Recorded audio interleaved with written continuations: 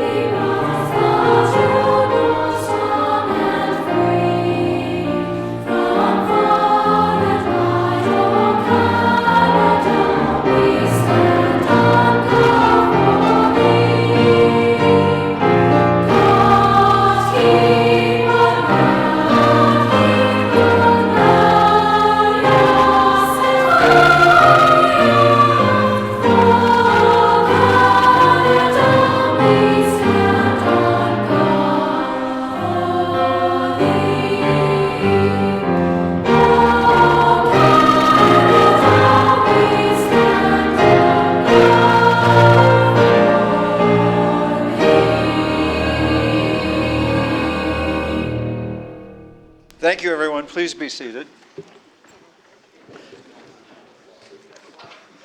Madam Clerk, we have no regrets this evening. And Council, do we have any declarations of pecuniary interest? Councillor Adams?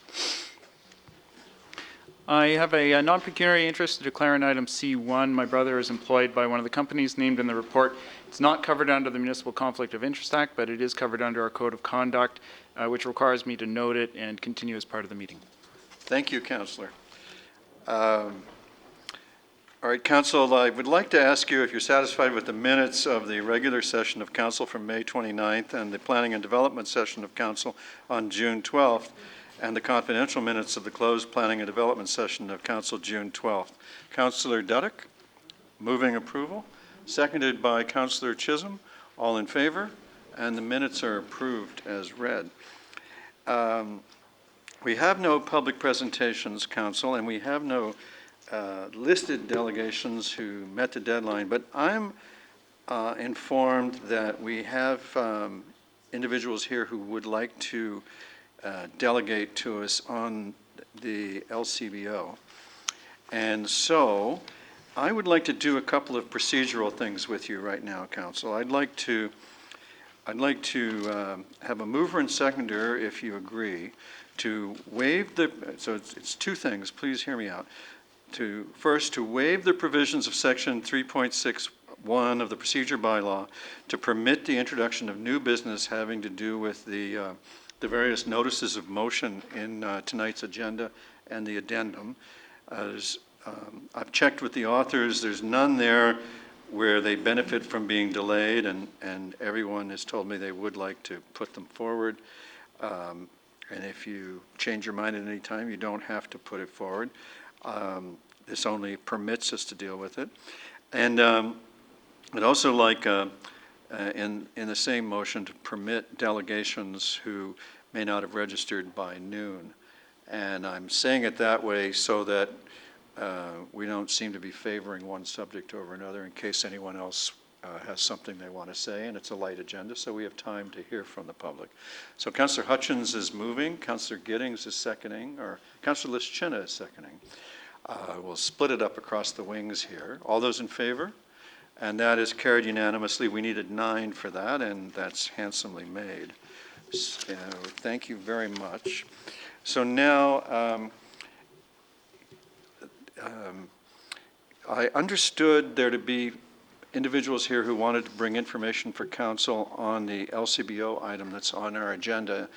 Would you agree among yourselves who's coming first and come up, introduce yourself, and share your information one at a time? Or as a chorus, we make no requirement either way. Yes?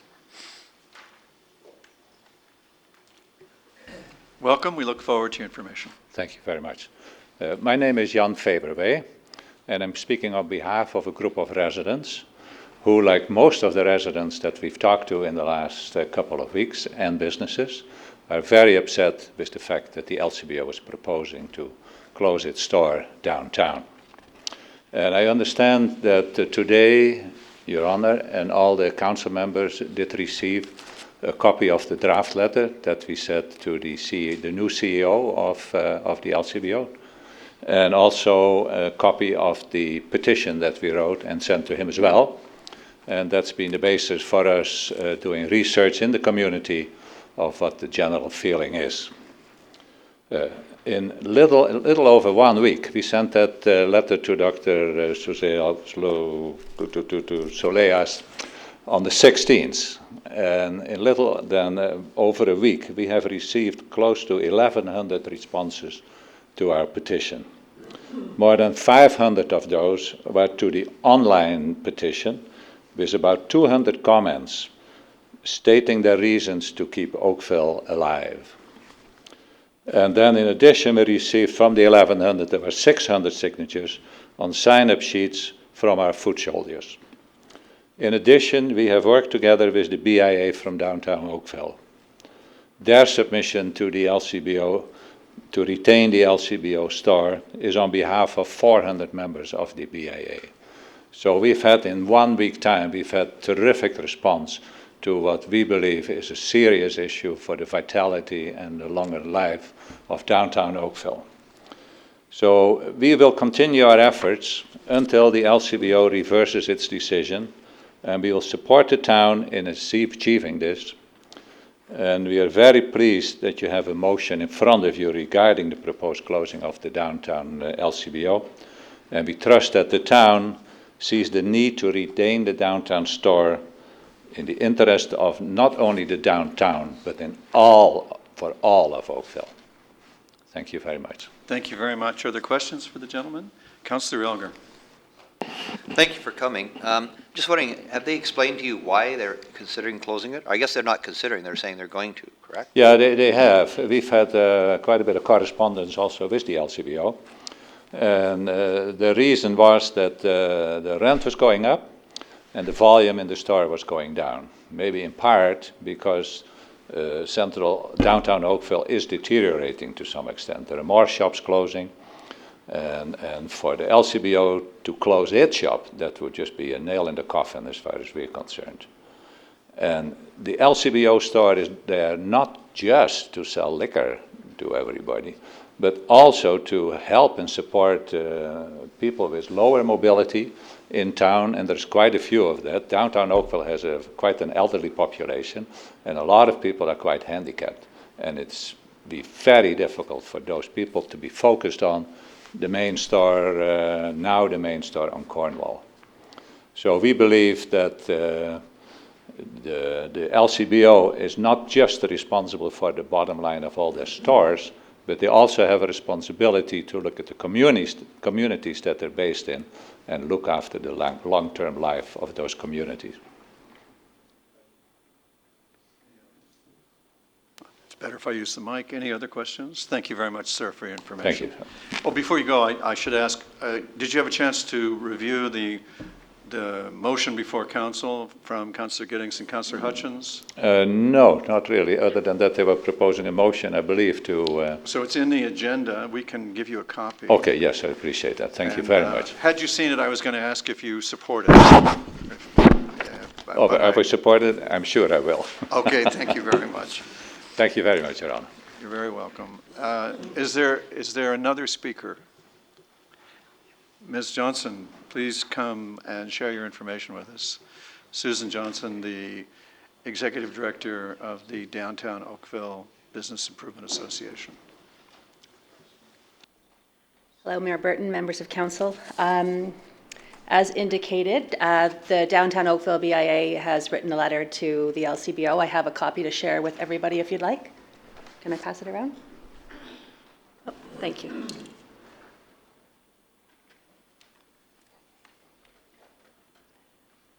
Would you like me to read it so that everybody can hear? All right.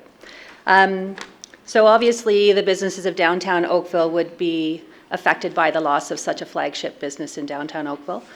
So on Friday, we penned a letter to Jackie Bonnick, who is the Vice President of Store Development and Real Estate, and to Rafik Luli, who is the Senior Vice President, Retail Operations Division.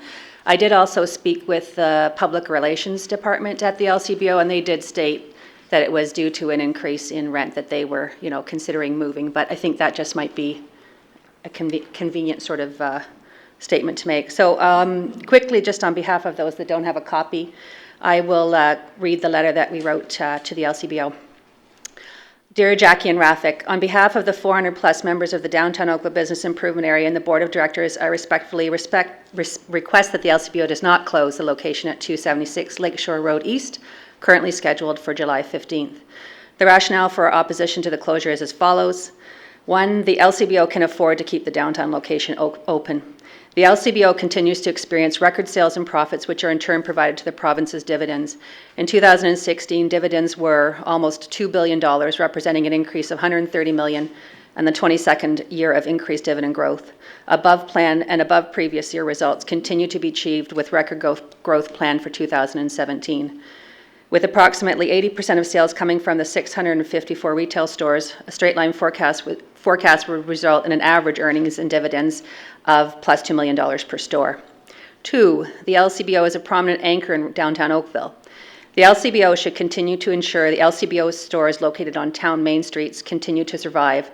Not everyone wants to shop in a big box or strip mall location. This store is walkable by many in the surrounding community with no other options nearby. There is also no ability for a similar retailer to locate downtown, as the LCBO is the only option for spirits purchases. There are similar locations that have embraced their Main Street heritage design, such as downtown Burlington and Niagara-on-the-Lake. The Lakeshore Road location should be redesigned, or another location if they so choose, on the outside to reflect its location amongst many heritage buildings. 3rd, the LCBO should be investing in downtown Oakville. Not only should the LCBO stay in downtown Oakville, but it should invest in the current location. The LCBO has not kept this location to the standard of what is seen in other LCBO stores. To quote from the 2016 annual report, the LCBO will focus on achieving high customer engagement, particularly in emotional engagement areas such as brand equity. We are pursuing several strategies to improve service to retail customers, including an enhanced product selection and enhanced training for frontline staff. The current location is reminiscent of LCBO stores of the past, dated dark, with little customer activation activities as seen in other LCBO locations. The LCBO should follow the lead of other retailers and landlords in downtown who have not only chosen to stay, but to invest heavily in new facilities and building improvements. In addition, the town of Oakville will soon embark on significant transformations of the downtown. First, a streetscape transformation followed by a new cultural hub to be built in the central downtown area, investing millions to do so. The LCBO needs to stay in downtown Oakville to service its customers and ensure its place in what will soon be the best Main Street downtown in Canada. I would request a discussion with you on the subject to understand the rationale for leaving and again to convey the BIA's reasons why they should stay. So that's what we've sent out. Thank you very much. Are there questions for Councillor O'Meara? Thank you. So the LCBO does not own that building then, is that correct? Correct. No, they don't own it. So has the landlord been approached to work with the LCBO to ensure that they're doing their part as well, to ensure the vibrancy and everything else that we heard from the gentleman about servicing the people with special needs and accessibility and the seniors as well? Yeah, we haven't approached them because I don't know if it's our place to do so. I mean, we know who the landlord is. We just know that through the LCBO that the landlord has increased the rent.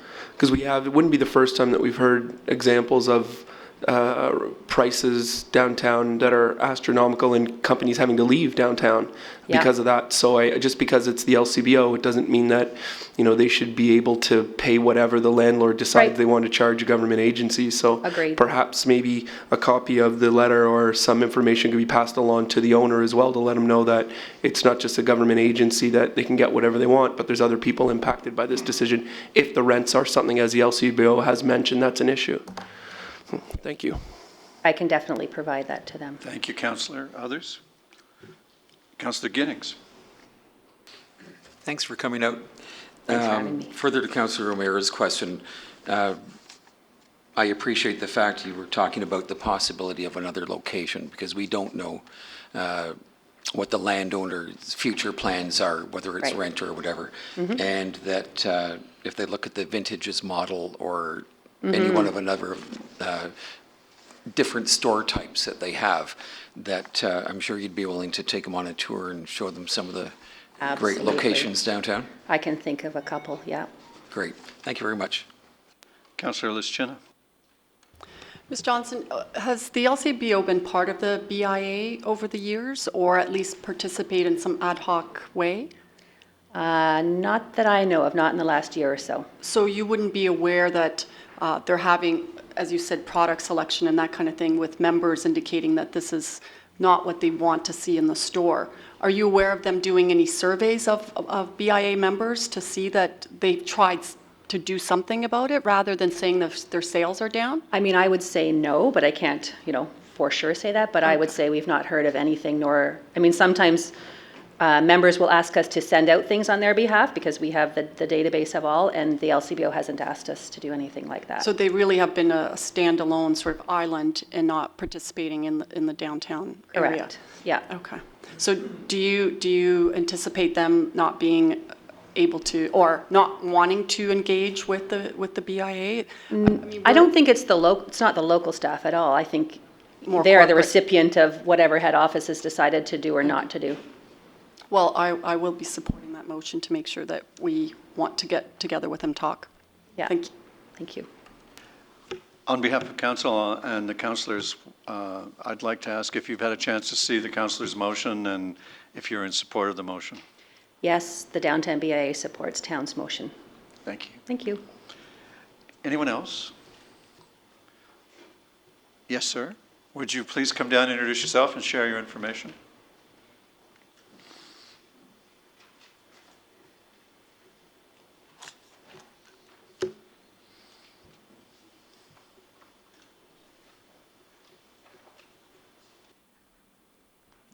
My name is Peter Pozak.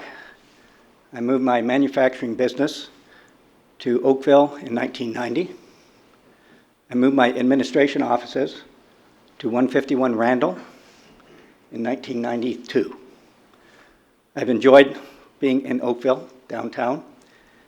The staff that I've hired locally could walk to work, could enjoy the ambience of downtown Oakville, and I believe every once in a while went home with a bottle of wine.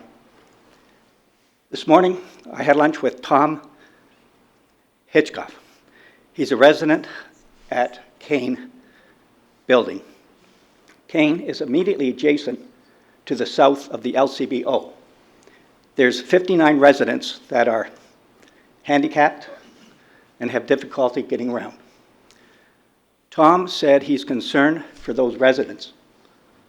However, he said he's okay because his motorized wheelchair can get him to the other store quite easily. And when I walked back to Kane residence, I asked him to slow it down because I couldn't keep up with him. But he said, he could get up there quite well to Cornwall, but some of the residents couldn't.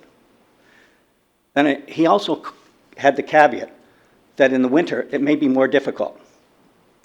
And being more difficult, he would have to take the bus. However, he said he could do it, but there are residents there that couldn't. Okay? Also, in the area, there are 3 retirement homes. People walk to get a bottle of joy. Like it or not, that's what it is. Also, on my way back from coffee with Tom, I saw a lady waiting at the bus with a cane. I asked her if she was a resident of Oakville. She said yes. And I said, would you sign a petition? I understand they're going to close the LCBO. She said, well, I don't drink. Well, within about half a minute, I was hunched over as she signed on my back because we didn't have a clipboard.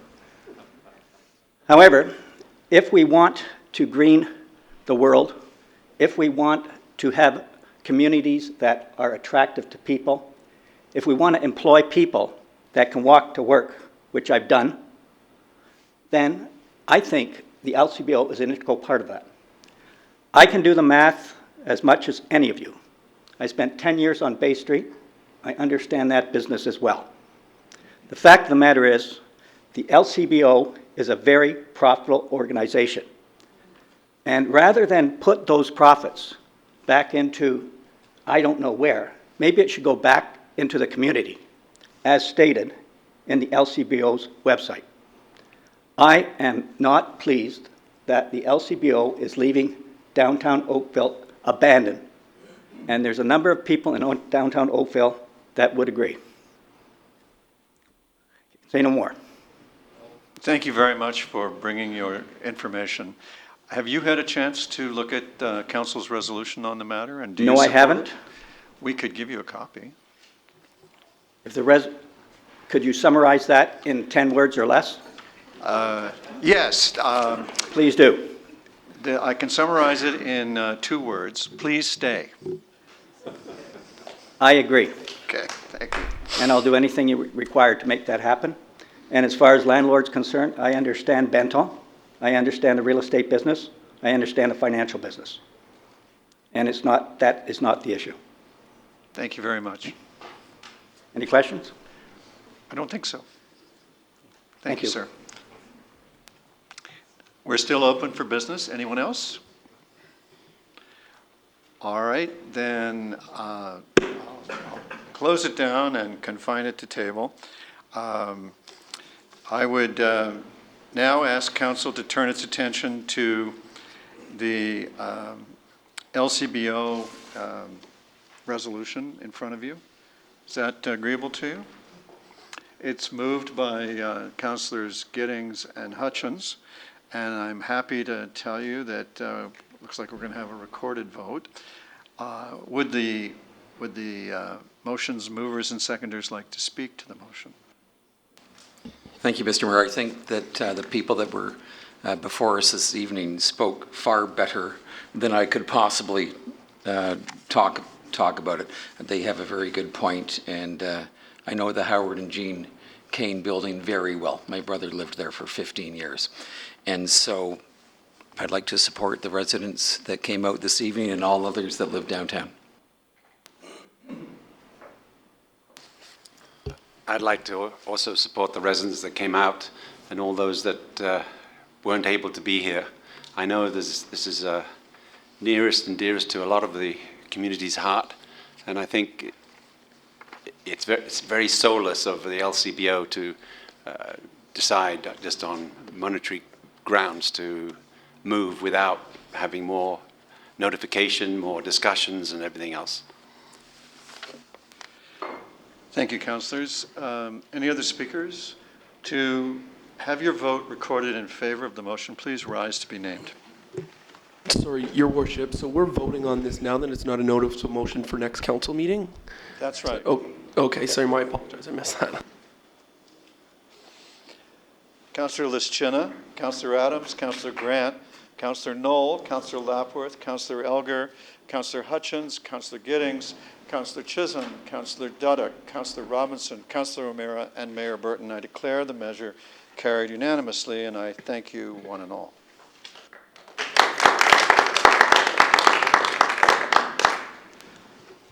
And now, Council, I would propose that we turn our attention to the standing committee reports of Community Services Committee of June 19th and Administrative Services Committee of June 19th.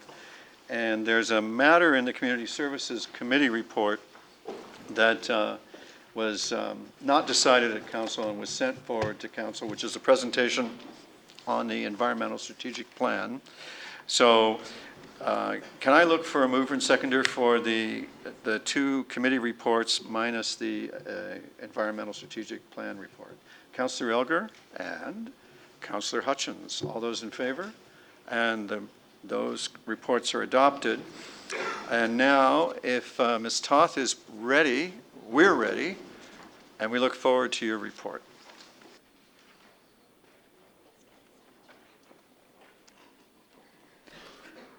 Through you, Mayor Burton, we've been asked to bring the presentation to Council for report on the Environmental Strategic Plan 2016 implementation update. And we're following through. The recommendation was approved at the CSC committee. But we have lots of good news to pass on to council this evening, and committee really wanted that to be shared with full council. So Donna Doyle, Senior Environmental Policy Analyst, will be providing the presentation.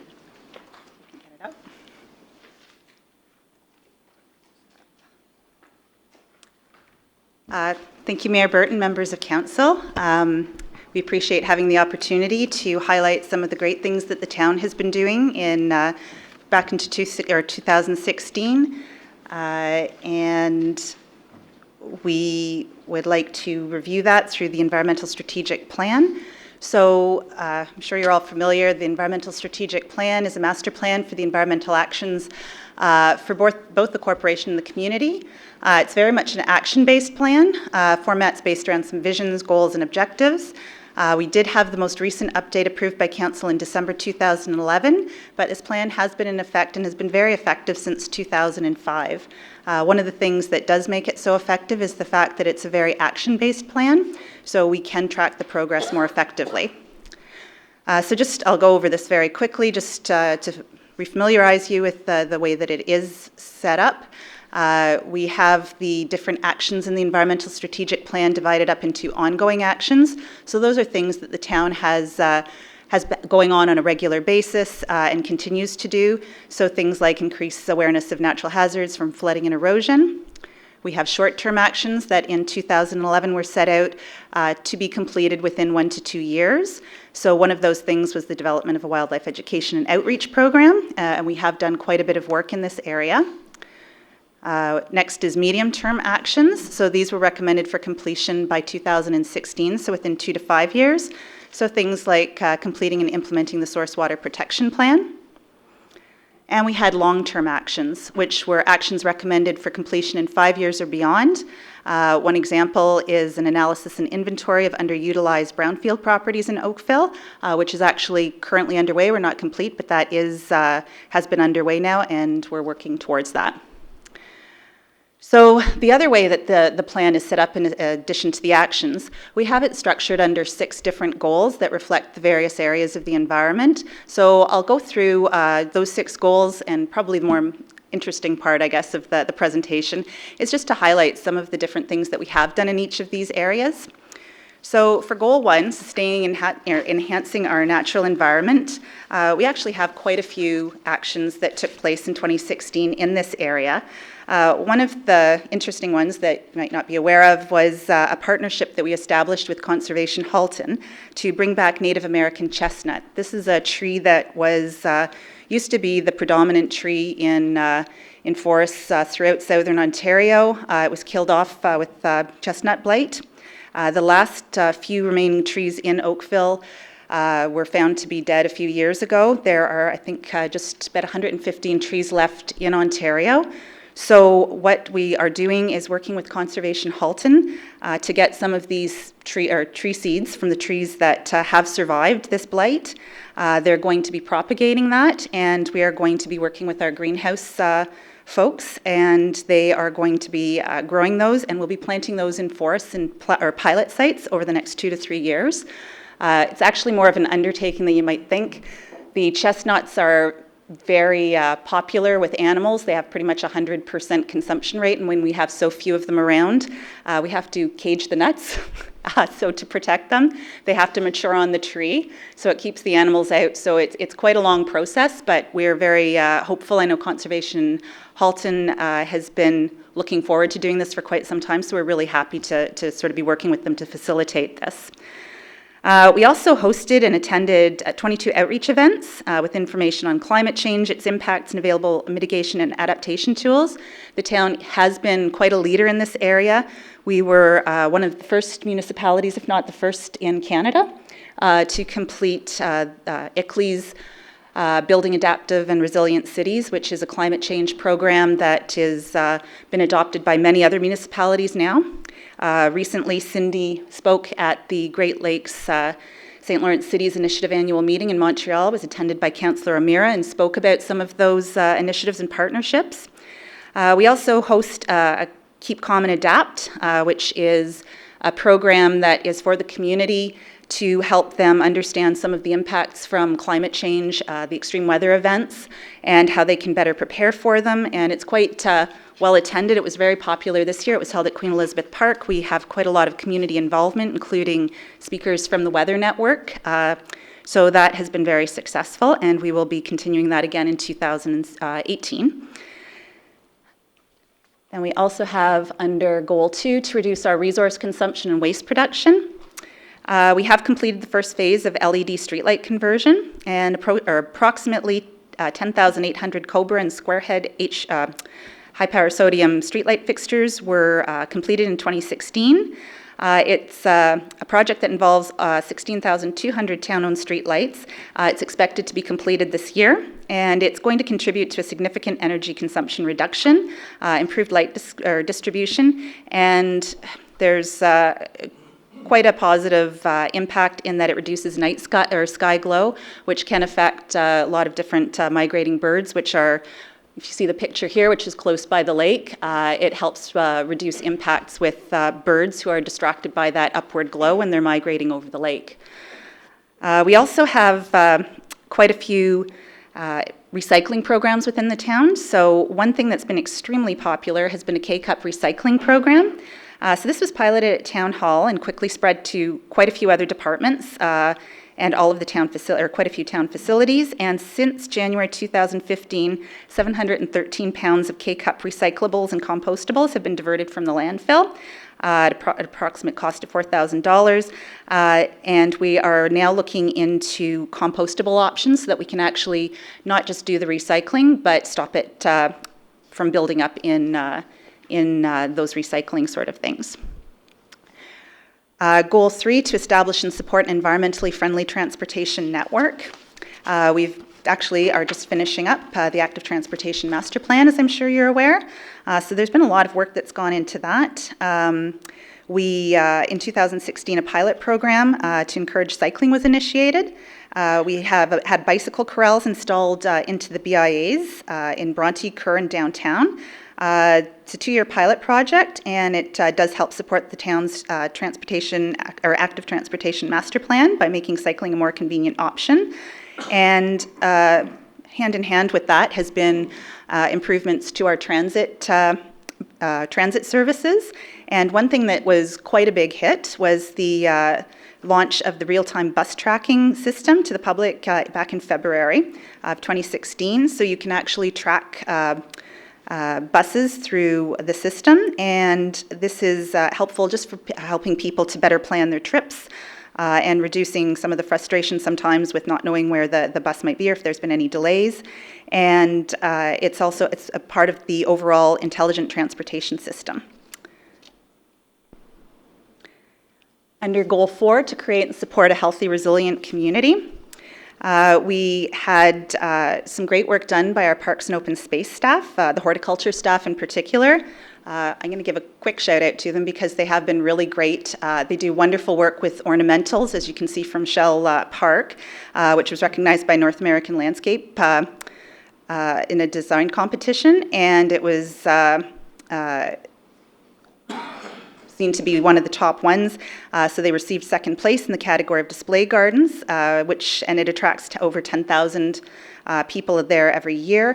But they also do a lot of work, I know, with our restoration sort of pilots that we sometimes do. So things like plant salvages, they were great with helping out for supporting a milkweed program with the schools. They were working with some of the girls and giving them information on how to grow the milkweed, supporting them with getting different sorts of plants and seeds.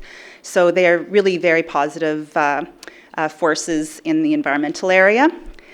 And then, of course, Queen Elizabeth Park. That is one of our flagship LEED facilities. And they hosted Sheridan College's environmental graphic design class. And they used it as a case study for a term project to carry out research for developing innovative wayfinding and signage systems. And that was supporting also displaying some of the LEED plaques and some of the information about the features, the LEED features of the facility. The fifth of our 6 goals, Goal 5, to foster environmental stewardship through education and community involvement. This was actually one of the themes that Cindy spoke about at the more recent Great Lakes St. Lawrence City Initiative. We do have a lot of partnerships that we do work with the community on. There's some really great organizations. So one of the things that we work with is through the Oakville Environmental Fund. We worked with the Oakville Community Foundation. I believe that a report goes through each year, and in 2016 we provided a total of $15,500 to support things like Oakville Green's Urban Forest Stewardship Program, Earth Rangers Outreach Program, working with Toronto Wildlife Centre, who has actually helped us out quite a bit with some of our coyotes, taking them and rehabilitating them so that they're hopefully less of a nuisance than they sometimes can be. And also the Oak Park Neighbourhood Centre's Playground Greening Initiative. And since 2005, when the fund was first established, they have distributed almost $110,000 to community environmental initiatives. And in 2016, we also celebrated our 10th annual Oakville Conserves Energy Fair, which we hold annually in partnership with Oakville Green, who hosts a community yard sale at the same time, which was a great, kind of happened a little bit by happenstance one year that we ended up accidentally booking both events at the same weekend, and it's a little bit of a panic, but it turned out to be like peanut butter and chocolate, and it has been working great since then. So the people coming out for the event, for the garage sale, can come in and see all of the great things that are going on with energy conservation, and then we can send the people learning about energy conservation out to get some great deals from some of the people there, the vendors at Oakville Green. And I would like to also just give a good shout out to Oakville Green, because we have partnered with them on so many different things.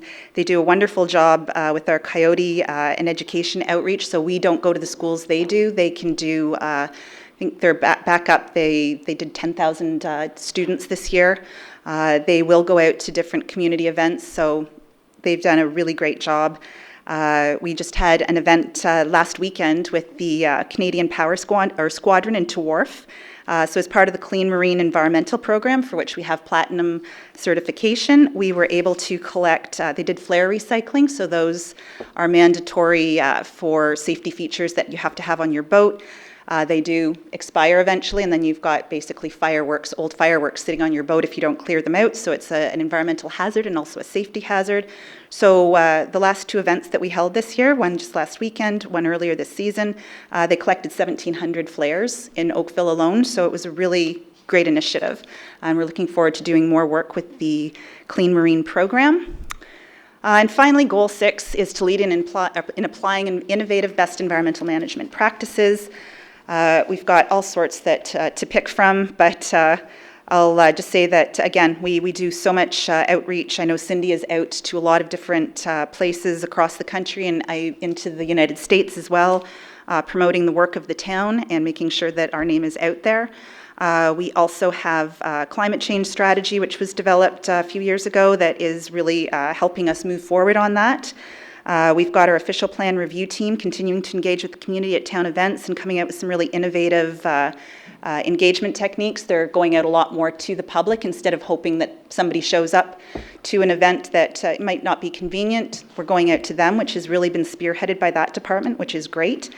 They are looking at a number of sustainability and environmental related areas through the official plan review, which we're really excited about. Data, we've got all sorts of data initiatives, open data. We've just introduced a dashboard with environmental leadership as one of the categories. We were recently awarded platinum certification for our World Council on Cities data. So we're ISO 37120 platinum certified now. And we also use things like Strava, which is it's a program that you can use it's an app that you can use if you're walking, if you're biking. It tracks that information, and so we've partnered with them to help so that we can learn about what people in Oakville are doing for their active transportation choices, and it helps us identify areas that might need improvement in the bike and walking paths. So you can see a lot of stuff has been going on, still lots to come. Because, well, we've got a total of 98 activities were identified, carried out. We've almost completed 100% of the actions that we said we were going to. We've got many of those actions involving community partners, almost half. So it's now time for a 5-year update to the ESP. So we have just hired a consultant recently that we will be working with. So we will be reporting back to Council in early 2018 with a refreshed ESP. We're going to be keeping the same framework, but we're really looking ahead to see what the new things are on the horizon, and we're going to be working with the different departments. A lot of the new the master plans have just recently been updated. So we're hoping that the ESP is going to look further ahead out past that 5 years. So the next time the new master plans are coming up, they can perhaps refer back to the ESP to give some sort of heads up that these are new things on the horizon as far as the environment and sustainability goes, that they can start incorporating into their work as well and continue to incorporate. And we have our recommendation. And again, we appreciate the opportunity to just highlight and showcase the great work that all the departments in the town are doing towards being a sustainable community. Thank you, Ms. Dole, for that delightful presentation. Are there questions of staff? Is there a mover and seconder to receive the report? Councillor Elgar and Councillor Hutchins, all in favor? And that is adopted, and that completes the standing committees. Councillor Robinson has given me a motion for the public and the confidential consent items on the agenda. Is there a seconder? Councillor Knoll. All those in favor? Thank you. That carries, and the consent items are adopted. That brings us to our first discussion item, and that's the Oakville Enterprises Corporation confidential authorization request. And the recommendation is that the resolution contained in the confidential correspondence to the Commissioner of Corporate Services and distributed to Council dated June 16th from Scott Moody, Chief Operating Officer, be approved. Are you disposed to approve that, Council? A motion by Councillor Duddick and Councillor Chisholm is on the floor. All in favor? And that carries. Thank you, everyone. That brings us to number 4, AVL Technology. And here the recommendation is for receipt, but I think you have we have a presentation that I think the public will find fascinating. And Enrico, we're all ears, and eyes in this case.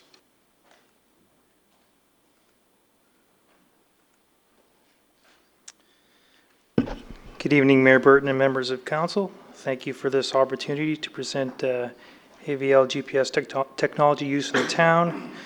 So for those that just want a little bit of clarification of the acronym, AVL is Automatic Vehicle Locator, and I'll also use the term GPS, which is Global Positioning Systems. And the town is committed to continuously improving our programs and services, in particular through the adoption and utilization of AVL GPS technology in various business areas, not only to be more efficient in service delivery, but also to improve the overall quality of the services delivered to the businesses and residents of Oakville.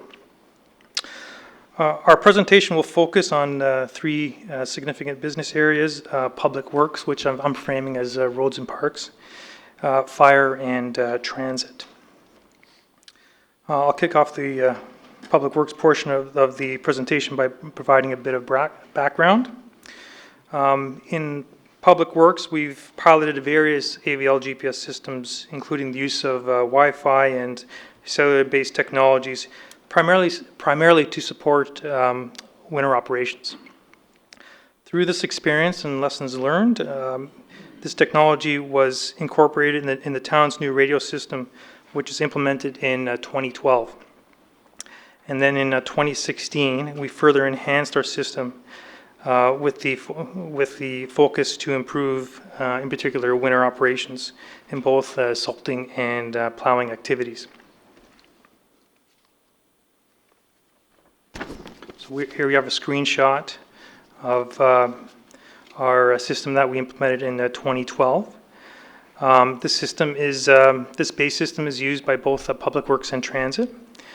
In addition, to be used for voice communication, it has data transmission capabilities and basic AVL GPS functionality. So both the handhelds and the fixed vehicle units are trackable through web-based software accessible from any internet-connected workstation. We can view operations real time as well as search history on a single unit or a group of units. Here's a screenshot of an historical search for a single unit. Looking at the daytime records, this unit is shown as a 5-minute ping rate, where it records location, date, time, speed, and closest street address. And as the title indicates, this info is used for quality management of operations as well as inquiry follow-up. We're always looking to improve our operations, and as previously mentioned, in 2016 we enhanced our AVL GPS systems by leveraging third-party equipment and software, which was integrated with our existing radio system.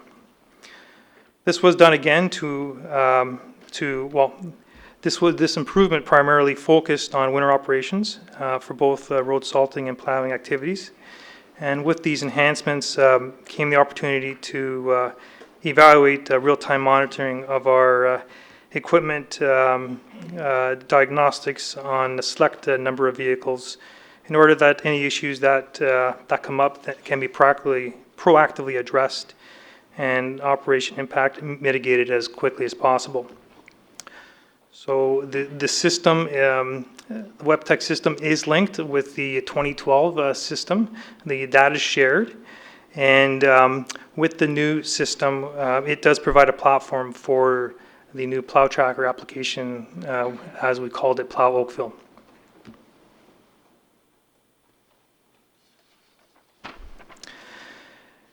The application of salt, as you all know, is an essential winter operation. And with the 2016 system enhancements, we are better able to quality manage the salting operations across the town. We have automated reporting of salt usage quantities right down to the individual unit. Also, through the use of this data and specialized logistical tracking software, we're able to provide real-time progress tracking of road plowing. The previous application, previous to Plow Oakville, the previous application was based upon field verification and manually updating of the web tracker. Our new Plow Oakville application is fully automated and uses the AVL GPS data to display progress. Oops. As mentioned, recent system enhancements also has given us the opportunity to pilot real-time monitoring of vehicle diagnostics. In addition, we are evaluating tools in order to monitor driver performance, such as vehicle speeds, idling time, hard braking, etc. Looking to the future, and based on the feedback that we regularly receive, we'll be making clarity improvements to the Plow Oakville application and our on-screen legend. We continue to develop report tools to improve quality of operations, especially during our winter events. There's a little bit of a theme with respect to winter. As you all know, it's a little sensitive area, but we strive to continuously improve. We've also undertaken route optimization analysis for our salting zones and are reviewing a similar analysis for our road plowing zones. Potentially utilizing GPS navigation to direct plows through routes. And we can't forget about sidewalk plowing, and we're reviewing opportunities to have automated progress mapping for this operation also. So at this point, I'll turn it over to my friend in uniform.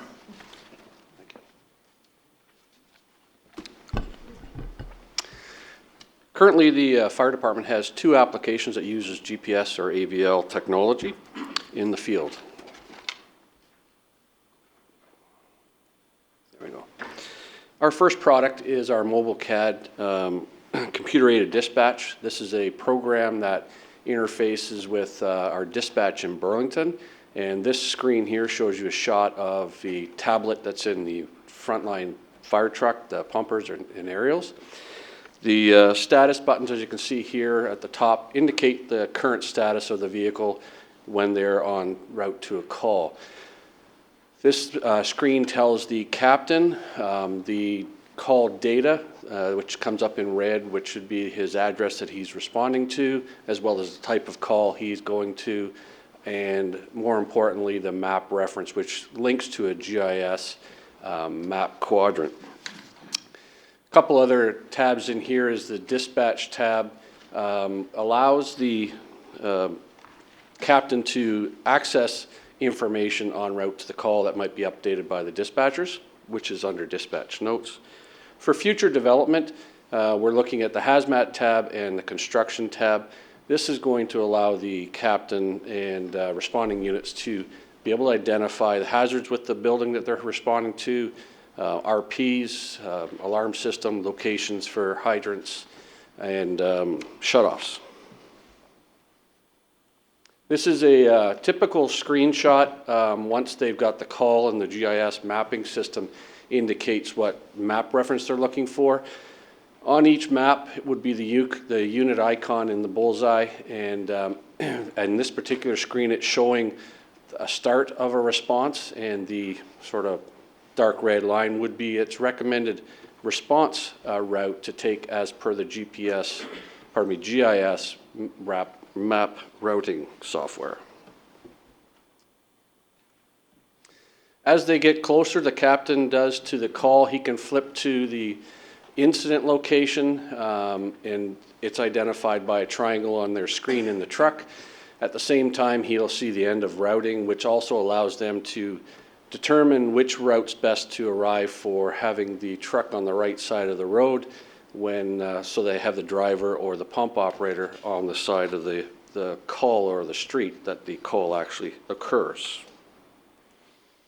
When they, as they're getting closer, they can zoom into a 250 meter level, and this level allows them to identify not only the hydrant locations but the actual addresses of the houses on the street, and they'll be able to determine how far up the street the call is. This software also comes with obviously valuable data that will allow us to accurately track our response in KPIs, our response KPIs in the suppression division. This particular slide shows the analytical page for a full response of a truck responding to a call from the initial 911 telephone call to our arrival at the scene with 4 firefighters. This next screen, as busy as it is, actually is a dashboard for turnout times for each captain. And as you mine into it, you can actually get down to each individual officer's response time. This allows us to track our team's improvement from pre-launch of this software to the end of 2016 is which data we have currently. Our second software is a software that was designed internally with our GIS people and a external company, and it was to work with our fire prevention home awareness, and they devised a program called Wake Up Oakville. This was implemented in 2016 to identify homes in the town of Oakville that had smoke detectors that were in excess of 10 years of age, or believed to be.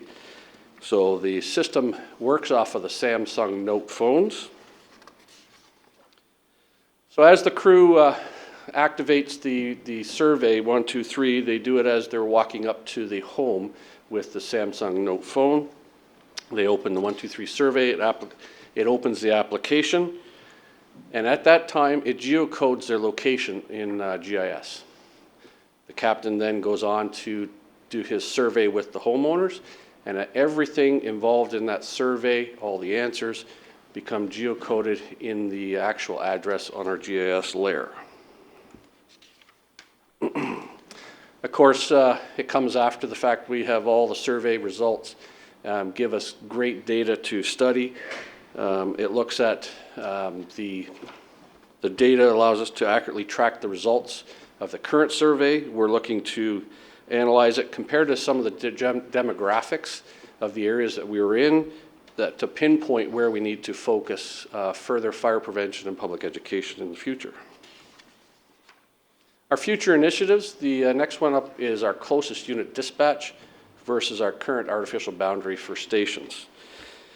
Using GPS and AVL technology will allow Burlington Fire Communications Center to pinpoint our vehicles and allow them to send the closest unit to a call versus our current ward boundaries or station boundaries. This is a significant change to the current method of sending apparatuses based on their time frame from the station to different points in their district. This is just a quick model, a quick example. Currently, again, we calculate our response times from each station to the outer reaches that they can get to within 4.5 minutes. The closest unit protocol will look at all the vehicles, whether they're in the station or on the road. And in this example, you'll see 271 happens to be out, whether they're doing home awareness or they're en route to another non-emerge, whether it's training. If the call comes in at Trafalgar Road, the new system would pick the pumper closest to and subsequent trucks rather than go to the current method, which was station 4 would be toned even though there's a truck 2 to 3 blocks away. The key part about this, it's going to be able us to better improve our response times by allowing the system to pick the trucks that are closest to the scene. We're scheduling hopefully to start this with Burlington in Q4 of this year and hopefully have it up and running by the end of Q2 in 2018. I'll pass it off to Barry.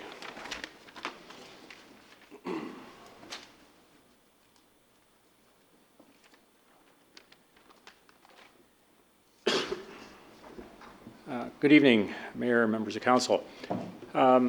Just as a bit of a reminder, sort of a throwback to traditional transit, this slide depicts, I think, what most transit customers have experienced over the years. Oakville Transit creates schedules. We print them up a year, 6 months in advance. And then the customers dutifully go out to the bus stop and wait there and wonder when the bus is going to come, or if, in fact, they've already missed it. And the supervisor standing on the street is plagued by essentially the same lack of information as the customer. They have line of sight supervision. They can only manage what they can see in front of them at any one time. So AVL technology has changed that to a significant degree. It has enabled all of that technology that you see there. It allows us to provide information to customers who are on the bus in terms of their next stop, the destinations. It allows us to put information out through the website on real-time bus times. Mobile apps are available. We have VMS signs at the major terminals like Oakville Go, Bronte Go. Sheridan College has them, Uptown Court Terminal. And the sign you see on the left there, next bus, those are posted at the new hospital and lets the people know which door to go out to get to what bus and when it'll be there. Those are all customer-facing features that we have now that are enabled with AVL. The one in the bottom middle is the Transit Control Center. And again, as the customers have benefited from AVL technology, so have we in the management of services. All of that information is fed through the control center and allows the supervisor to manage service from a single location. As Enrico pointed out earlier, the town's recent acquisition of a new radio system actually not only provided us with a state-of-the-art radio system, but it also allowed us to leverage that technology to the benefit of the AVL, or what we now call ITS for transit, in that it allowed us to transmit data over the radio. This system has that capability, and thereby avoiding the operating costs associated with reliance on a cellular network. Virtually every other transit agency in the country operates on a cellular network. We operate over the radio and incur zero operating costs as a result. This was, like I said, a first. There are only 2 or 3 systems in the U.S. That have ventured into data over radio as well. So we're pretty much cutting edge with this technology. As I noted earlier, you see on the left, that's the traditional supervisor standing on the street. Every transit system had them, whether it was the TTC standing at the corner of Dufferin and Bloor, or whether it was our supervisor standing at the GO station. You could only manage what was in front of you. And in our case, you maximize that by standing at the Oakville GO. There you would see a bus every 30 minutes generally, and you would see every bus that operated into the GO station every 60 minutes. But you wouldn't see any bus that didn't operate into the Oakville GO. Now what we have is line of sight, one supervisor sitting in the control center and can see every single vehicle out there in real time at all times. So now we can we can identify issues and concerns that are developing, and we can address them early, precluding the need for the more major service adjustments. This is one of the things that the supervisors see when they're managing service. This is a screenshot of the route network. You'll see the various colors on there.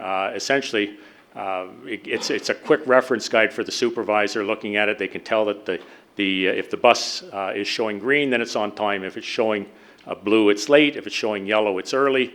On time for us, by the way, is measured by the parameters of no more than 1 minute early and no more than 3 minutes late.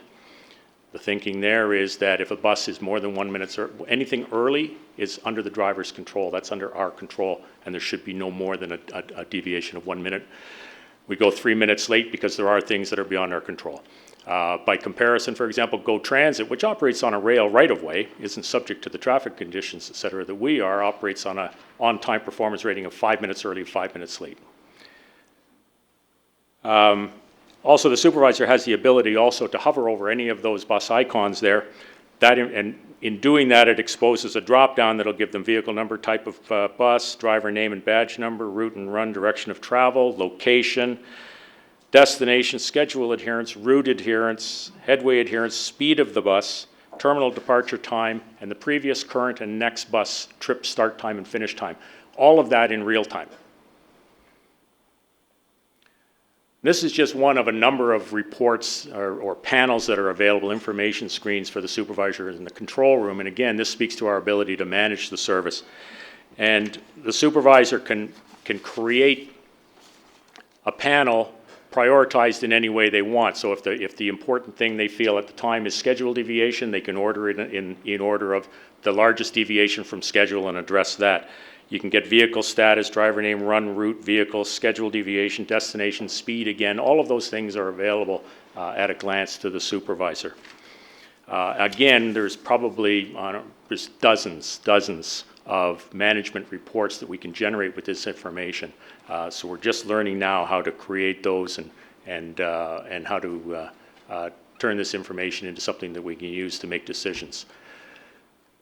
We also have automated announcements on the bus now. This achieves legislative compliance. We needed to be compliant with automated stop announcements and pre-boarding announcements by January of 2017. This was part of the AODA integrated regulation requirement. We did that. Customers who are hearing impaired have visual identification of the next stop now. Customers who are visually impaired have stop announcements being made automatically. They're not reliant on the drivers any longer to remember what the next stop is or remember that they have a duty to make these stop announcements.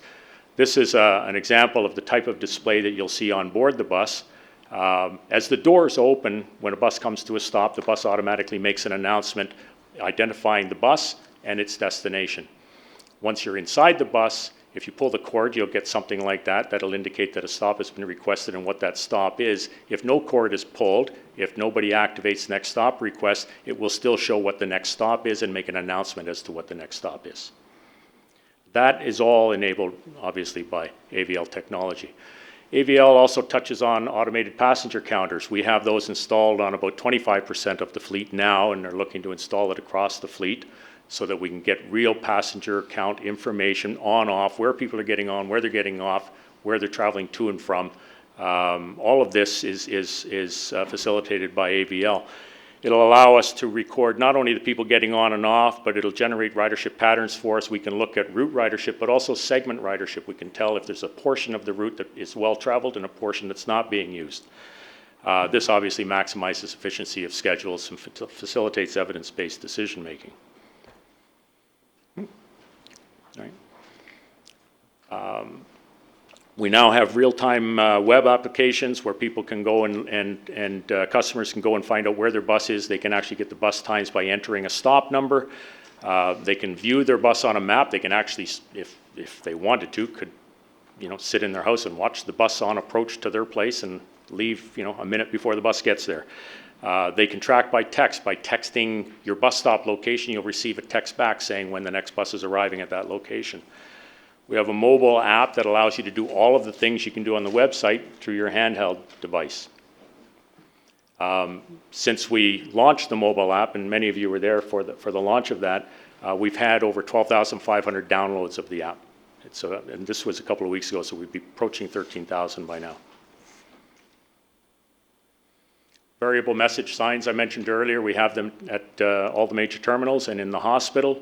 Again, people can tell when the bus is coming. If you're at the hospital, for example, and you want to get the next 5 bus, you know that it's arriving in 5 minutes, and you want to go at the west door for pickup. So there's no need for you to go outside and stand in the rain or in the cold. You leave a couple minutes before the bus gets there and just walk out and board. As with the other departments, fire, roads and works, parks, we have additional enhancements coming that are to some extent reliant on AVL and a few that aren't. Demand response booking and scheduling software, we're using that for our specialized transit services, Caravan, as well as Home to Hub. What it allows us to do now is automate the scheduling process where it used to be manual. In the first week of operation of this new system, we just launched about 2 weeks ago, we reduced the number of rides going to contracted taxis by 26.6%.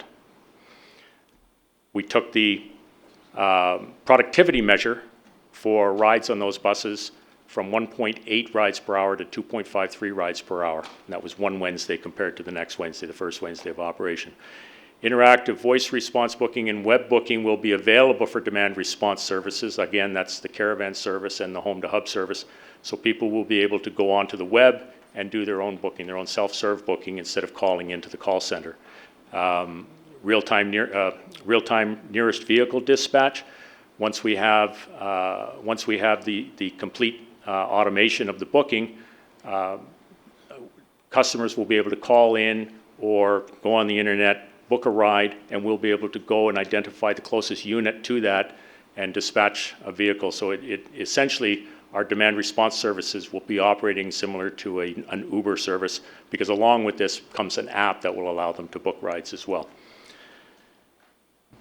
We have remote vehicle health monitoring coming. While this isn't AVL reliant, it is a huge step forward in technology and allows us to monitor the health of the vehicle's major components while the vehicle is operating in service.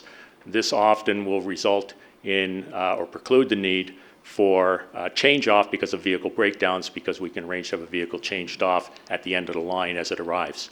Onboard vehicle camera system, we'll be starting installations of that, I believe in July. We should have that completed by the end of the year.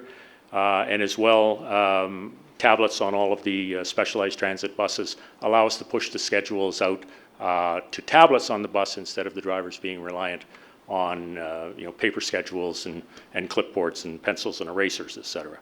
All of this will lead us towards integrated mobility and a family of services, where Oakville Transit is no longer going to be reliant on the standard fixed route 40-foot bus as a solution to providing transit in the community. It allows for integrated mobility of all service types and all vehicle types in real time. We can operate it in real time, and customers can make requests of us in real time. Thank you very much to everyone for your presentation. Councillor Chisholm has the first question. Thank you, Your Worship. This is directed to the Chief. Chief, just a quick question. When you're talking about vehicles on transit, the closest to an emergency, they would be contacted first to go to the scene versus coming from the station. Now, on our borders between Burlington and Oakville, if a Burlington truck was closer to an emergency location, would they go to it, or we would have to come from our own station, from our own trucks? Currently, they come from our own trucks, our own stations. Right now, we don't have an automatic aid agreement with Burlington. Okay. It's strictly within our borders. We do go over to assist them, and vice versa. They will with mutual aid when we have an issue. But the first in response is our own vehicles, yes. Okay, thank you. And I have a number 2 question for transit, Mr. Cole. I'm just reading when you report on page 145, it talks about on-time performance reports, the new key performance indicator. is an objective, a quantifiable measure of degree to which transit service as a whole or by route meets its scheduled commitment. Now, I'm just going to the grassroots here. If we have a driver who's not meeting those commitments, is this used as part of his performance, or is this something you just look at in its totality? It might be a challenge with roadways or whatever, but I just have a sense of apprehension when a driver knows he's not meeting his performance. He's going to speed up and make his performance route on the times. So is there some signal with respect to how we're going to deal with that? Through Mr. Mayor, the on-time performance reports are not actually, the purpose of those is not actually to identify driver-specific performance. It actually will roll up into a route report card that we're developing at the moment that identifies 5 key performance indicators for transit service on every route and then measures the performance relative to that. So on-time performance will come up into that report. We can use it for a single route. We can look at on-time performance. Really, the main thrust of it is if we're constantly experiencing delays, the likely cause is not the driver. The likely cause is traffic. We haven't provided enough running time or segment running time, or we need to reallocate the running time between the timing points. So it points to a number of issues that need to be isolated and corrected, but a driver would be a relatively minor one. Thank you. I'm glad to hear that. Councillor Lischina. Thank you, Your Worship. My question is for Mr. Scalera.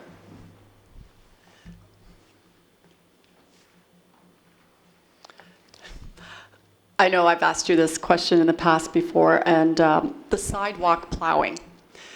It's a source of frustration for many residents about the disturbance of the grass and the sod, right, especially in the corners of streets. This GIS system, is that going to help at all with that? Because we also spend money trying to fix it, but it's such a source of frustration through the springtime and when residents, I mean, I get a lot of calls about that, and I'm wondering if there's anything that could be done with this technology about it. Through you, Mayor Burton, no, this technology is not accurate enough to sort of guide the plows to provide better accuracy. We have undertaking a few initiatives to better help mitigate those issues associated with sod damage, but this technology isn't that accurate. Councillor Giddings. Thanks, Mr. Scalera. Seeing as you're there, should have ran away. So this technology, it's somewhat different than with the snowplow tracker where it was a GPS, it's here, we're tracking it. This introduces diagnostics that are plugged into the data port, if you will, and that it monitors engine diagnostics, braking, acceleration, all that fun stuff. Through you, Mr. Mayor, so the web tech application that we implemented in 2016, that was primarily for improved winter operations, in particular for the salting operations. That technology was only implemented on 30 vehicles, and we're piloting the vehicle telematic portion of that technology, which I mentioned, which is able to better track driver performance and all the other indicators associated with vehicle health. All right, and do you see a day when this will be used for the loose leaf pickup or street sweeping, so we know that, yes, the truck really was there on Tuesday, or the street sweeping was done on Friday? Through you, Mayor Burton, yes, we do currently use the NeoConnect technology, which is on all equipment and on all handhelds, and we use that in all of our operations. Sir, did you say handheld? Handheld devices are also AVL trackable. Okay. And so if we have an individual that is working in a park area or in a creek, they are trackable. All right, and do you see a day when we'll have an app on the website for leaf pickup tracker, loose leaf tracking or whatever? So we've, through you, Mr. Chair, we have thought about that opportunity and how better to perhaps utilize the current plow Oakville tracker. The issue is really associated with the logistics on how we're tracking the vehicles. The plow Oakville tracker is strictly for winter operations and is tied to our service levels. When we would have to implement a separate tracking application that would be tied to the service levels for the leaf pickup, and so it's an additional area, and we haven't. So we just look to utilize the current plow tracker, which we aren't able to do, but those are future areas that we certainly will. Because the unit goes with continue. the truck. Correct. Not the hours. We will continue to investigate those future areas. All right, thanks. And similar to Councillor Chisholm, I have a question for the chief as well.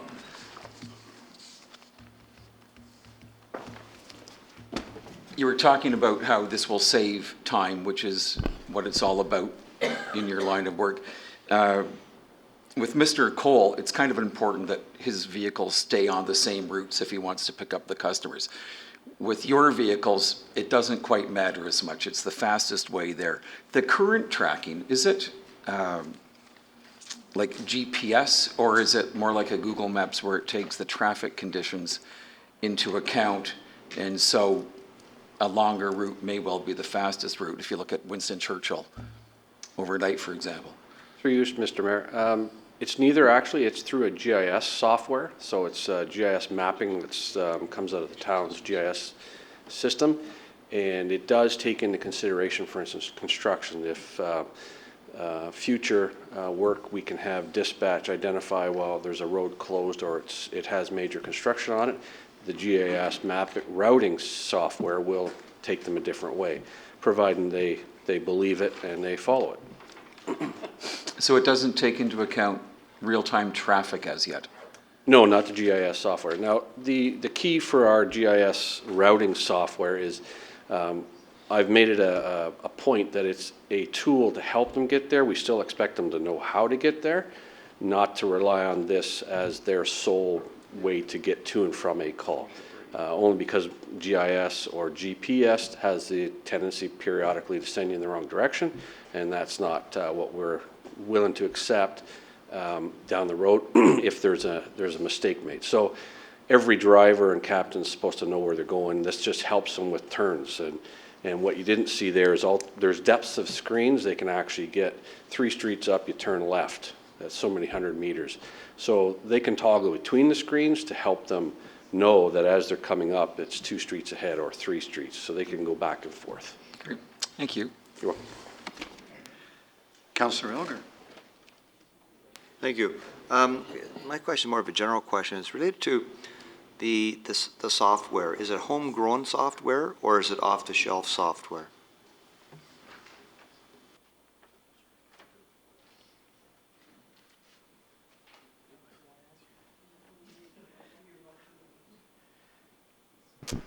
Through you, Mayor Burton, the original NeoConnect system is software developed through Motorola, and then NeoConnects is actually an add-on software, again, developed by the private industry.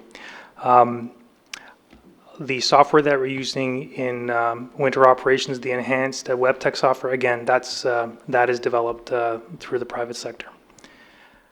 When you say private sector, so you don't mean the town, you mean you're outside? Correct, third-party developers. Okay, I'd appreciate that. Yeah, because it sounds like, I was just wondering if we had a chance to sell any of this, market this stuff to other municipalities. That's what I was thinking, but not so much, I guess. No. Have you checked with the Ontario, like for the provincial roads? Supposedly they have software now that the trucks in a blinding snowstorm, they drive their truck looking at a screen instead of through the windshield if they can't see. Is that accurate now? Through you, Mayor Burton, I haven't been able. I'm not aware of that technology currently. We are investigating that as part of the improved local road plowing, but it would direct you very similar to where your GPS in your vehicle or your standalone unit will sort of direct you. They navigate you around, but it doesn't necessarily help you navigate the actual road platform. I was surprised, just heard about that this summer from an individual who drives the truck and said he can do it now just almost with a joystick, drive the truck. It monitors out of Toronto how much liquid, salt goes onto the road where they are. And it doesn't matter if it's storming, he knows exactly which lane he's in of a 2 or 3 or 4 lane highway. So I'd never heard of it before myself. Might help with the sidewalk, so. If I can answer through you, Mayor Burton, I believe MTO are using the WebTech software application, the same applications that we are using for our salting operations. And we do have through our anti-icing operations, we do have the ability through GPS and integration to actually dispense our brine according to lane width and road width. So those are technologies that we are currently using. Pretty interesting what is out there, that's for sure. Thank you. Councillor, you raised the possibility of autonomous snow plows and autonomous sidewalk plows, and let's hope they have radar. Councillor Knoll. Thank you. Actually, editorially, the concept of IFR rules on snowplows kind of terrifies me. But anyway, my questions are for the Chief and for the Director of Transportation.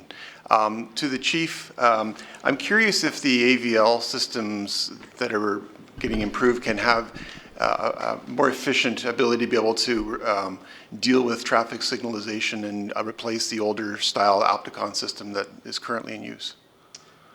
Through you, Mr. Mayor. The current system, we do have control of the lights through our emergency lighting system, and the current system is an IR, so it's infrared. The newest technology that we're putting in, our trucks already have, is GPS related, so it is intelligent to the vehicle. If the intersection is a GPS intersection, it'll also identify that if you have your signal on, it'll know that you're going to turn left, and it'll adjust the lights accordingly. The issue is obviously cost. All the town's current intersections are IR, or as they require upgrade, we're looking at the GPS technology. That's exciting. And my next question is for the Director of Transportation or of Transit. I'm a big fan of the transit app. I mean, I wish I used the public transit more frequently, but I really like the app. And I heard you mention that we had 12,000 or so downloads to date, I think, with the number. Was that correct? Through Mr. Mayor, just over 12,500 downloads. So do we track the retention rate of those who download it? How often people are actually using it? How they're using it? Drop-off rate, that sort of thing? Through you, Mr. Chair, I'm not aware that we're tracking that, but I can look into it and I can get back to you and let you know. And second, as a follow-up to that, have we done any kind of consumer follow-up with the people that actually have the app to find out if they are enjoying the experience on the app? Through you, Mr. Mayor, we haven't initiated any, but the comments that we've gotten back on the app have all been positive. They have been? Okay, that's great. I'd be really interested to know a little more about the usage statistics to know if people are actually using it, and if they're not, to determine how we could maybe increase those numbers. Because to this very day, I surprise people by telling them that we actually even have an app, and that surprises me. So I'd like to know how we can do better with that, because I think it's a terrific tool. I believe some of that information is available. I'm just not sure to the extent, but we'll check. That's great. Thank you, sir. It is worth noting that if you will assume that the 12,000, well, I'm going to round it up to 13,000. If you will assume that that's per household rather than everybody in one house, it's roughly, it could be as high as 20% of our households are aware. And as we know, our usage rate of transit itself is somewhere in that vicinity. Yeah, I'm really impressed with that number, actually. I wasn't meaning to sound like that was a negative comment. I'm really impressed that we have that much penetration in the community. My curiosity is, how much is it actually being used? Do people just download it and say that's cool and never use it again, or are people actually actively engaged with it? Because it's a tremendous tool, and I think that if they're not, then we need to find ways to push it out more. I just hope that I tend to doubt for privacy reasons that we're actually able to track when people use it. I would find that that could deter people, I think. Councillor Robinson?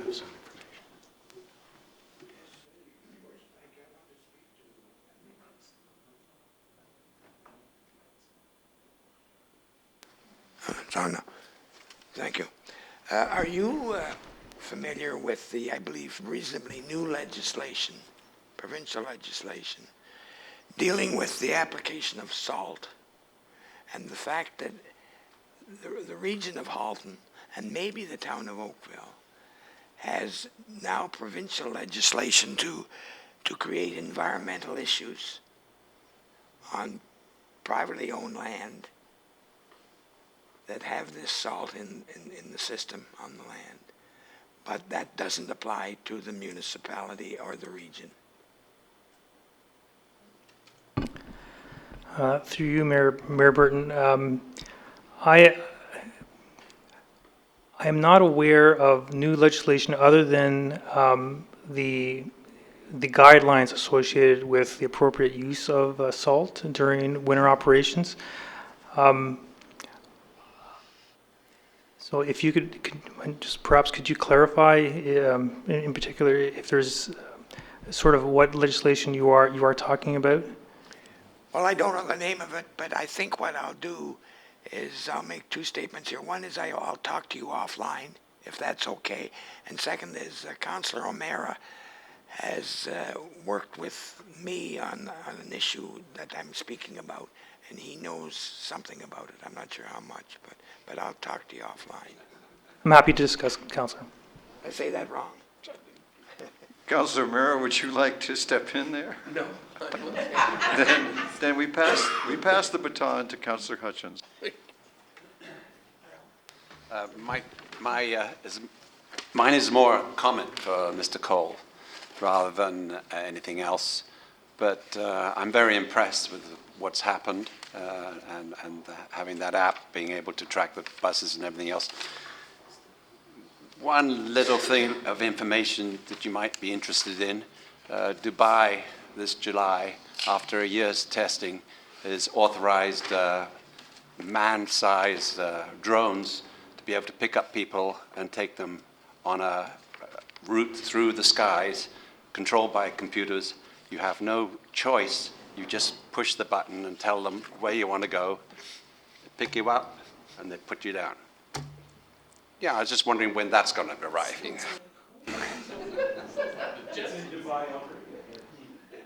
Well, we'll have to authorize fracking and become a petro town, I suppose. No, this is electricity, electrical. I was thinking Dubai uses its oil wealth to fund this, but never mind. If there's no other questions, before we ask for a motion to receive, I would like to ask if Transit has had an opportunity to, has Transit had any contact with the Ford Connect program, or any news of Ford's acquisition of the Connect startup? Mr. Mayor, no, we haven't been contacted. So no, I don't have any information on it. Okay.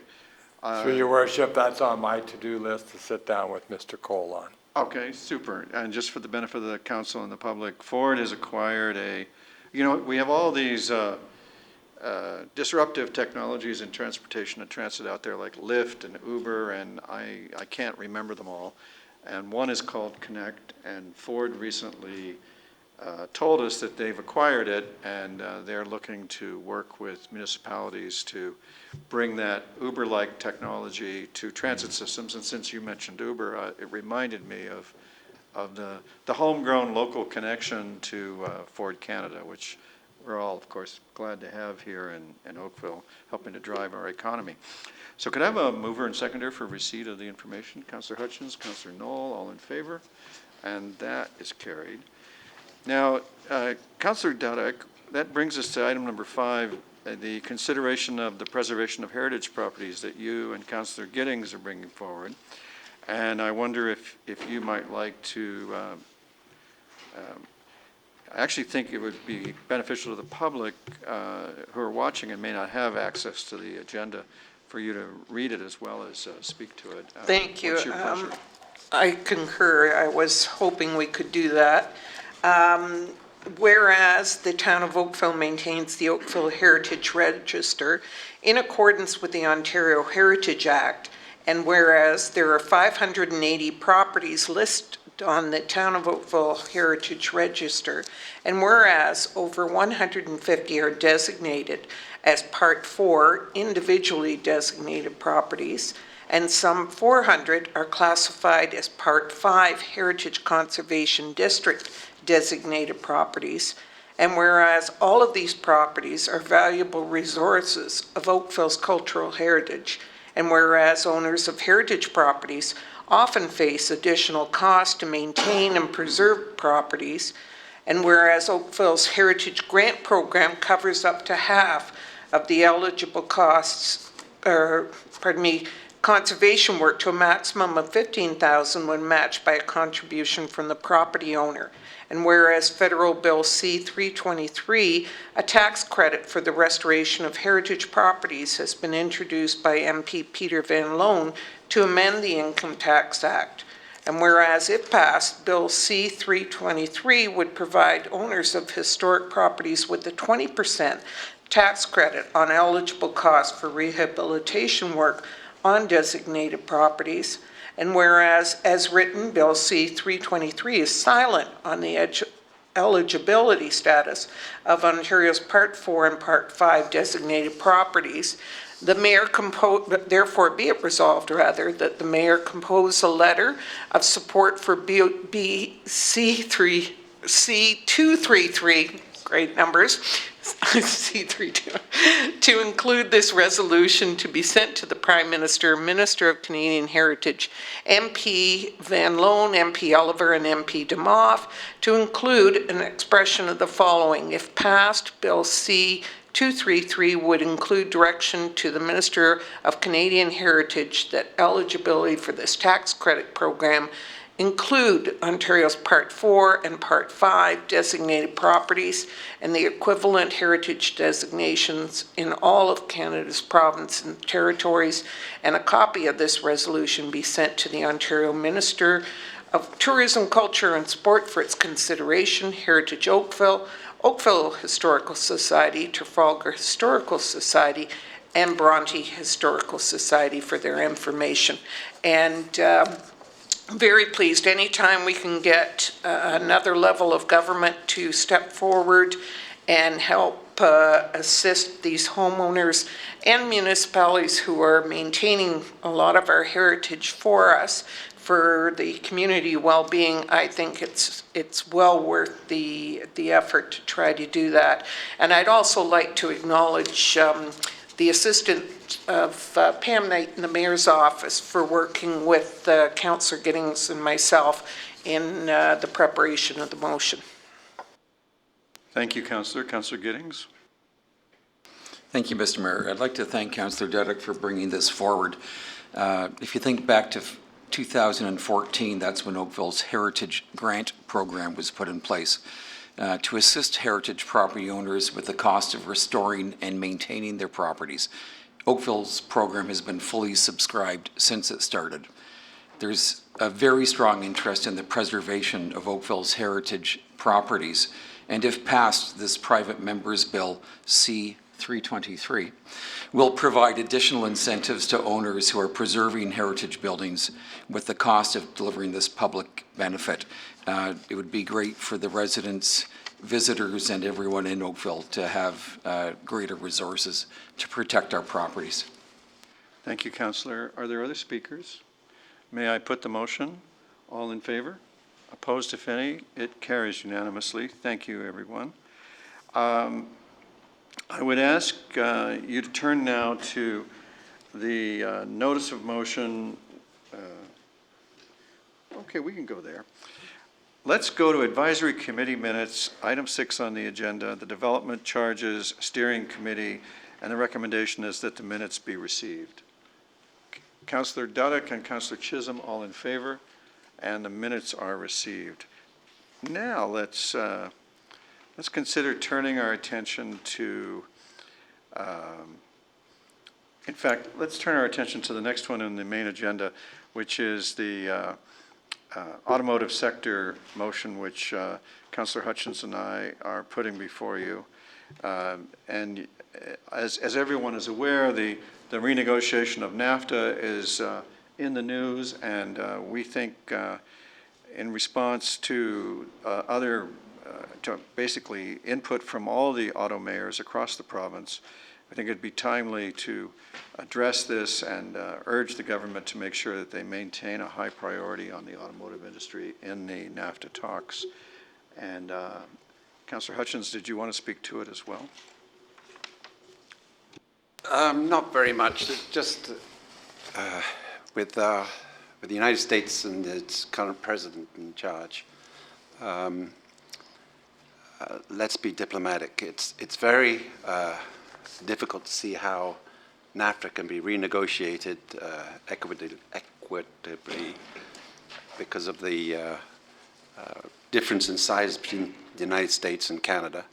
And currently, Canada actually pays $12 billion more per year to the United States than in cross-traffic trade than comes through to us. So the President of the United States should be pleased about that and not start rocking their boat. So yes, I'm very concerned about NAFTA and fully endorse it. All right, well, thank you. The main focus of this is to try to make sure the Canadian government focuses on the auto industry. Other speakers, may I put the vote? All in favor? And any opposed? That's carried unanimously, and thank you, Council. The next is moved by Councillor Robinson and seconded by Councillor Giddings on the Canada Post Service Review. Councillor Robinson, would you like to speak to this? Yeah, Your Worship, I would presume that, sometime within the next day or two, the members of council that have received the copy of the correspondence and the resolution that we presented here this evening would be satisfied if I just read the three, therefore be it resolves. Yes, sir. Okay, or do you want me to read the whole thing? No, we accept that I would accept that it's widely known across Oakville that Council shares the desire of many Oakville residents for restoration of. Therefore be it resolved that the town of Oakville fully supports a quality postal service at a reasonable price, and therefore be it further resolved that a copy of this resolution be forwarded to MP John Oliver, requesting that he advise when the Honourable Judy Foote, Minister of Public Services and Procurement, will be presenting her next and second report on this matter. Thank you, Councillor. Councillor Duddick. I wonder if it would be agreeable to add Councillor Demoff's name into that as well, just so that we're covered everybody for Oakville. I thought about that as I was sitting here this evening. Yes, you're right. Please do that, Madam Clerk. Thank you. We'll take that. We'll read that in, and the clerk will use her bylaw authority to make that minor correction. Any other speakers? May I put the vote? Everyone in favor? Any opposed? That would be carried unanimously. Thank you, Council. Now, Council, you have before us the opportunity, subject to the will of Councillor Adams and Robinson and Hutchins, to also deal with a motion on restricting and reducing sugary drink sales in town facilities, and also a similar one, food allergens in town facilities. And I would just say that both of these are report requests in the form of motions, which is perfectly legitimate, and whether it's a motion like this, or motions like these, or report requests, it's just two ways to get to the same place, which is more information for council to consider what to do later. So, Councillor Adams, would you like to speak to your first one, restricting and reducing sugary drink sales in facilities? Just to give some people some context, it actually came out of a discussion with the Heart and Stroke Foundation and a discussion at a conference that the three of us councillors had with some of the staff that were there.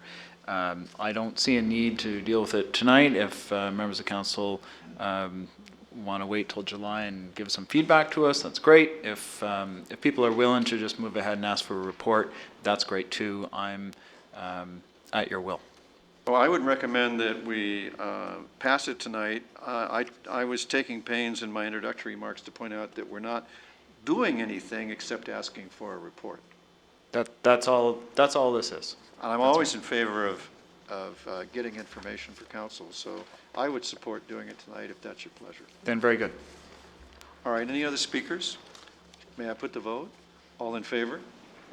Thank you. That also is adopted unanimously. Just for the sake of being on Councillor Adams at the moment, would you like to speak to, it's the same idea, a request for a report by way of motion on food allergies. Councillor Adams? Oops. That's correct. This is exactly the same concept. This is asking for a report. So that people know, there is a policy that was created by Owen Sound dealing with this issue, and it's really around reducing risk. It's not about banning or fully restricting any particular kind of thing. And so I would ask if our staff could look at that particular policy as a concept. Thank you. I totally support getting more information on this myself. I have one of my children as anaphylactically allergic to peanuts and other food things, so I certainly have a direct fatherly concern in this issue, and I'm sure every other parent in town with that situation does as well.